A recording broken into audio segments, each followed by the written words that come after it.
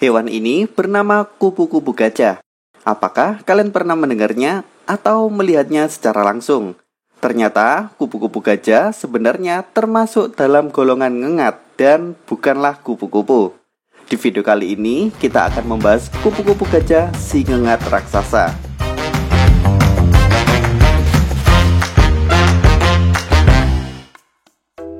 Hai, selamat datang di Teman Sains. Sepertinya nama kupu gajah sangat cocok untuk menyebutkan ngengat berukuran raksasa ini, yang mana jenis betinanya berukuran sedikit lebih besar daripada pejantan. Dikatakan rentang sayap hewan ini dapat mencapai 26 cm. Ukuran ini membuatnya menjadi salah satu ngengat terbesar di dunia.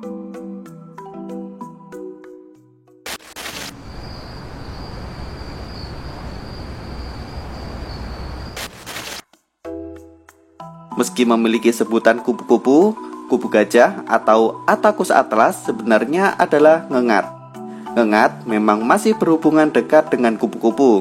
Mereka memiliki ciri fisik yang serupa, seperti dua pasang sayap yang lebar dengan tubuh berukuran lebih kecil, serta menjalani metamorfosis sempurna.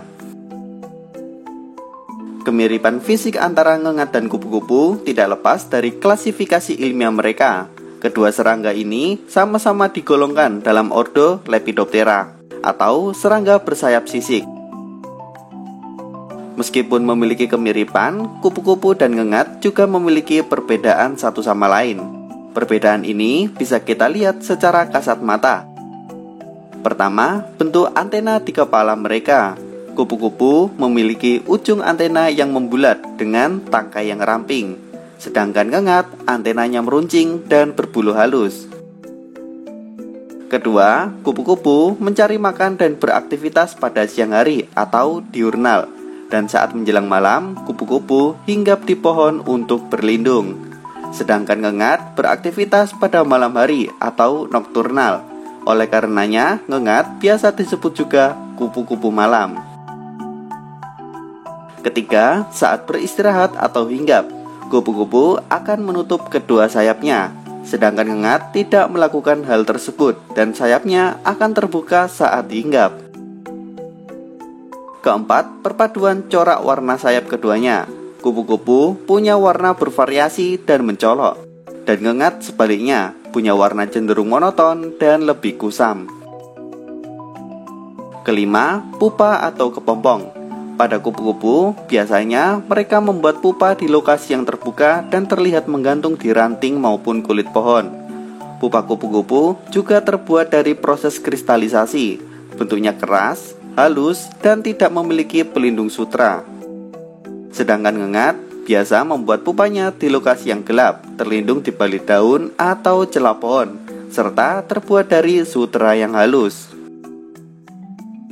Keenam, sayap ngengat dihubungkan antara satu sisi dan yang lain dengan struktur seperti bulu yang disebut frenulum. Sementara kupu-kupu tidak memilikinya. Meski begitu, sebenarnya ada banyak spesies kupu-kupu dan ngengat yang memiliki ciri-ciri ambigu, seperti ngengat di famili Casnidae yang ada di Indonesia. Dia memiliki warna sayap yang cerah, antena yang bertangkai, dan terbang di siang hari seperti kupu-kupu. Memang kadang batas antar kedua hewan ini agak abu-abu. Hal itu tidak terlepas karena memang mereka ada di klasifikasi yang sama, yaitu ordo Lepidoptera.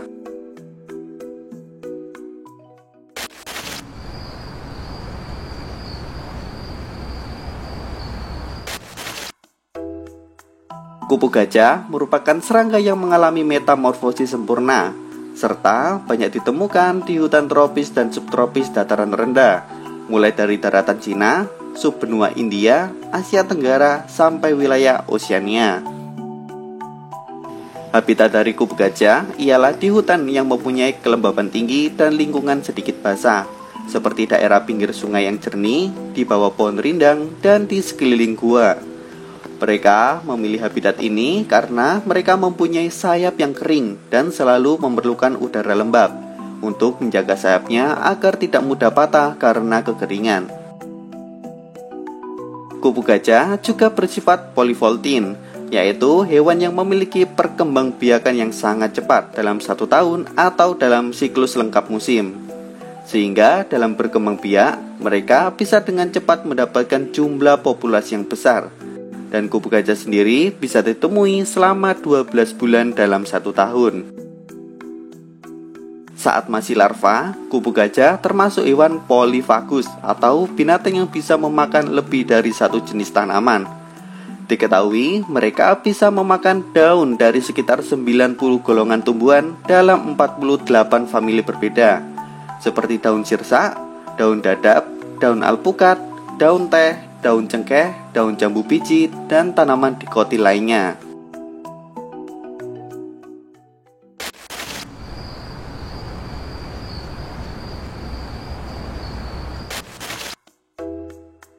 Dalam siklus hidupnya, kupu gajah mengalami metamorfosis sempurna yang dimulai dari fase telur, larva, pupa, dan imago. Telur mereka memiliki cangkang yang halus dan biasanya diselimuti cairan berwarna kemerahan hingga coklat yang berfungsi untuk melekatkan telur pada daun atau ranting. Ukuran telurnya berkisar 2,1 hingga 2,7 mm, berbentuk lonjong pipi dan biasanya bergerombol dalam jumlah yang besar. Telur ini memiliki masa inkubasi antara 7 sampai 13 hari. Uniknya, telur akan menetas pagi hari, sekitar pukul 5 hingga 9.30 pagi, lalu menjadi ulat atau larva. Saat baru menetas, ulat kupu gajah memiliki ciri-ciri berwarna kepala hitam dengan bagian tubuh berwarna kuning pucat, serta bercorak hitam kehijauan. Ulat ini akan mengalami molting beberapa kali. Pada setiap moltingnya, mereka sedikit demi sedikit mengubah tampilannya. Hingga pada tahap akhir, ulat kupu gajah akan berwarna hijau terang dengan sedikit warna hijau kebiruan di beberapa bagian tubuhnya. Bagian punggung dan kepala ulat juga ditutupi lapisan berwarna putih yang terlihat seperti tepung, dan terdapat bercak berwarna oranye pada ujung belakang tubuhnya. Saat tahap ulat, kupu gajah juga memiliki pertumbuhan yang cukup fantastis. Dari yang baru menetas punya ukuran hanya 5 mm, bisa tumbuh hingga ke ukuran 12 cm dengan postur yang gemuk. Saat menetas, seperti layaknya semua ulat, pekerjaan mereka hanya makan, makan, dan makan sebelum bermetamorfosis menjadi pupa lalu ngengat. Selama fase ini, mereka akan hidup selama kurang lebih 5-7 minggu sebagai larva. Pada akhir siklus larva, ulat kupu gajah akan berhenti makan dan berubah menjadi kepompong dengan mengeluarkan cairan sutra dari mulutnya. Lalu cairan ini akan memadat dan menjadi benang begitu mengalami kontak dengan udara. Biasanya ulat akan membuat kepompong dengan mencari daun sebagai pondasinya, sekaligus tambahan kamuflase.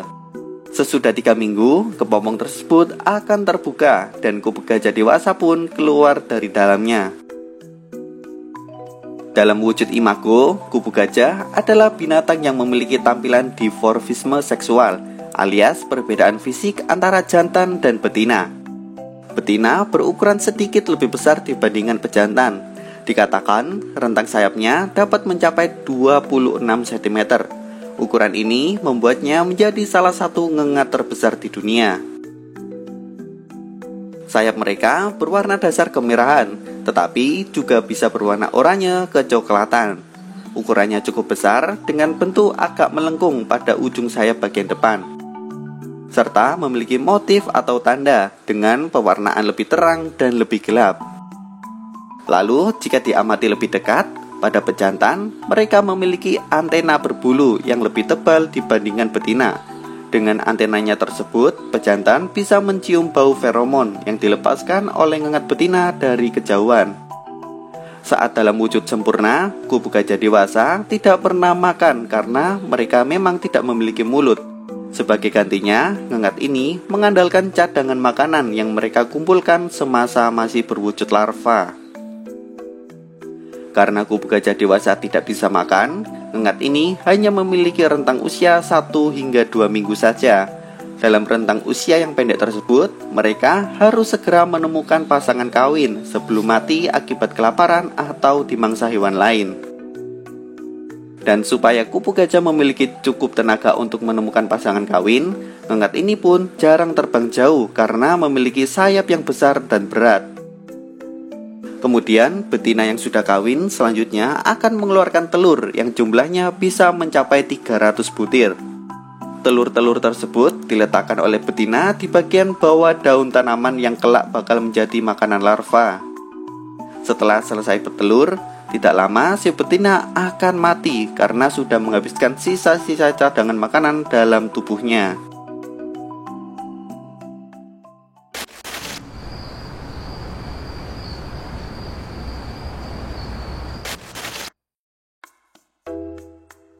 Bagi sebagian makhluk hidup, ada banyak cara untuk menghindar dari predator. Contohnya adalah kamuflase dan mimikri. Kamuflase adalah kemampuan organisme untuk menjadi tersamar atau sulit dibedakan dari lingkungan sekitar. Sedangkan mimikri adalah kemampuan untuk meniru objek maupun organisme lain agar tidak dikenali atau disalahartikan. Dan kupu gajah memiliki kedua kemampuan ini, kamuflase dan mimikri. Sebagai larva, warna hijau ulat kupu gajah menunjukkan kemampuan kamuflase terhadap daun inangnya.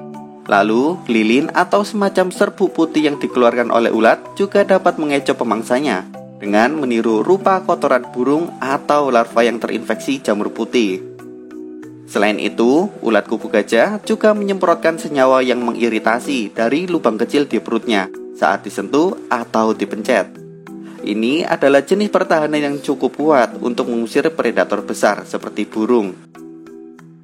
Kemudian, kepompong mereka juga menggantung tersembunyi di antara daun tanaman inangnya. Jika ada burung yang mencoba mematuk, kepompong akan berayun ke sana kemari sehingga lebih sulit dimakan. Dalam wujud dewasanya, kupu gajah kerap kali hinggap di pohon yang rendah, membuatnya rentan dimangsa oleh predator seperti kadal dan burung. Di beberapa wilayah di Cina, ngengat ini juga disebut kupu-kupu kepala ular.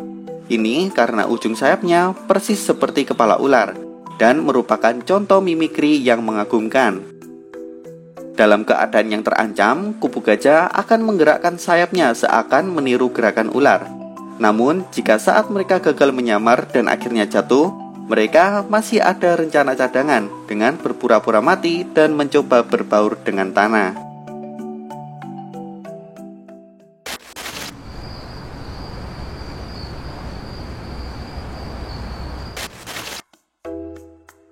Attacus atlas merupakan salah satu ulat sutra liar yang menghasilkan benang sutra dengan ciri khas yang berbeda dengan ulat sutra murpei atau Bombyx mori. Kepompong ulat sutra dari kupu gajah memiliki nilai ekonomis yang tinggi dibandingkan dengan kepompong sutra murpei. Kepompong ulat sutra liar ini dapat dijadikan berbagai macam produk seperti barang kerajinan tangan, pakaian jadi, dan lain-lain. Filamen sutranya pun memiliki banyak keunggulan dibandingkan filamen sutra domestik Bombyx mori. Karakter kain sutra kupu gajah lebih sejuk saat dipakai, tahan kusut, minim alergi, lebih halus, dan memiliki variasi warna yang eksklusif. Selain manfaat secara estetika, sutra liar kupu gajah juga memiliki sifat benang jahit beda yang sangat ideal, dengan aktivitas antibakteri dan tingkat biokompatibilitas jaringan yang baik, serta telah teruji secara in vitro pada sel otot polos tikus dan in vivo pada hewan mencit. Warna coklat dari sutra kupu gajah juga secara alami dapat dibedakan dengan baik terhadap jaringan yang sedang dibedah. Dengan demikian, ia tidak memerlukan pewarnaan tambahan seperti yang digunakan pada benang jahit sutra komersial pada umumnya. Penelitian untuk mengembangkan jenis ulat sutra kupu gajah yang masih liar dalam skala laboratorium telah dilakukan oleh para peneliti dengan hasil yang cukup baik. Hal ini tentu membuka peluang bagi usaha budidaya sutra liar untuk skala rumahan dan industri kecil menengah. Selama ini, masyarakat baru sampai pada tahap pemanfaatan langsung berupa pengambilan kepompong dari alam. Jika ini terus dilakukan, akan membuat kupu gajah bisa dalam status terancam kepunahan. Maka untuk mendorong industri sutra kupu gajah perlu adanya program domestikasi agar siklus kupu gajah tidak terputus di alam liar. Hey, kalian ingin membahas apa di video selanjutnya? Tulis di kolom komentar ya. Dan pastikan subscribe channel Teman Sains untuk update tiap minggunya. Sampai jumpa dan terima kasih.